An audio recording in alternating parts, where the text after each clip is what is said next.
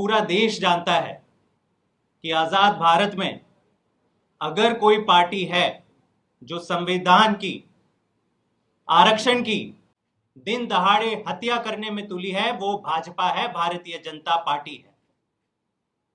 पिछले कई सालों से हम देखते आ रहे हैं कि भाजपा और आरएसएस के तमाम दिग्गज बड़े नेता आरक्षण विरोधी बयान देते आ रहे हैं। 2024 का चुनाव आया, हमने क्या सुना?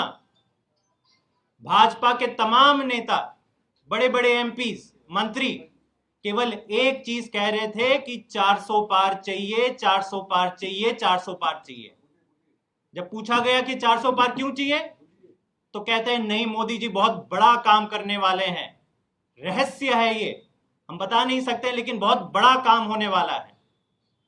उनको लगा देश की जनता बेवकूफ है, इशारा नहीं समझती, लेकिन भारत के वोटर की सूझबूझ की दाद देनी पड़ेगी कि वो समय रहते समझ गए कि 400 पार का इशारा है कि देश में आरक्षण बंद होने वाला है, आरक्षण खत्म होने वाला है।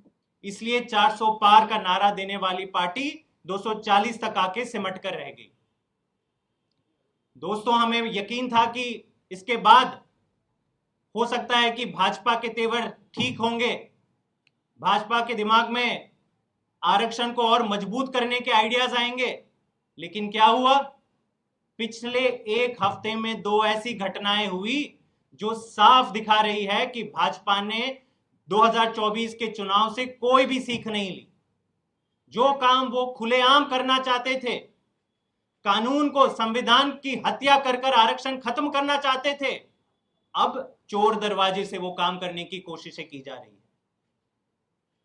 सबसे पहले इसमें जो मुद्दा बाहर निकल कर आया कि बड़ी बड़ी पोजीशंस पर जहां पे आईएएस अधिकारी बैठते हैं, जॉइंट सेक्रेटरी, डायरेक्टर और अंडर सेक्रेटरी की पोजीशंस पर भाजपा की मोदी सरकार एक इश्तेहार निकालती है, विज्ञापन निकालती है, कहती है कि 45 ऐसे पोजीशंस जहां पे लैटरल एंट्री से वो लोगों को लाना चाह रहे हैं, उसमें आरक्षण नहीं होगा।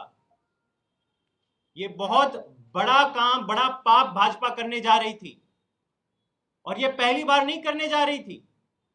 इससे पहले भी कुल 63 ऐसे लैटरल एंट्री पोजीशंस मोदी सरकार ने पिछले 10 सालों में, 2018 में इसकी शुरुआत हुई थी, 2018 से लेकर 2024 के बीच में 63 पोजीशंस लैटरल एंट्री के फिल गए हैं जहां पर आरक्षण है ही नहीं।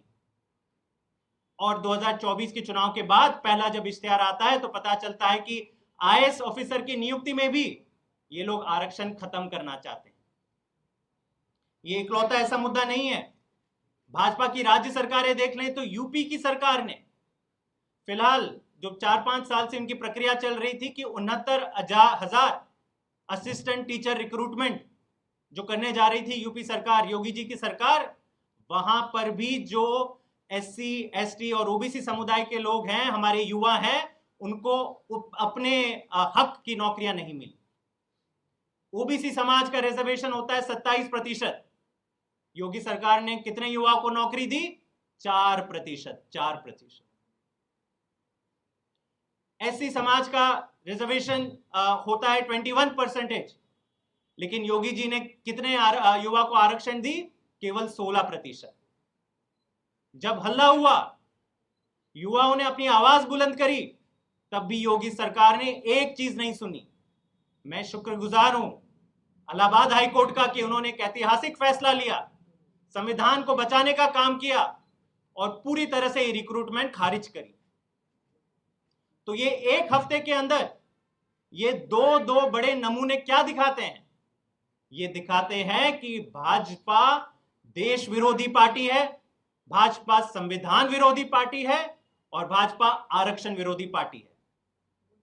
पिछले कई दशकों से इनका एक ही प्रयास है कि पिछड़े और वंचित समुदाय को के युवाओं को कैसे दबाया जाए, सरकारी नौकरियां उनको नहीं दी जाए।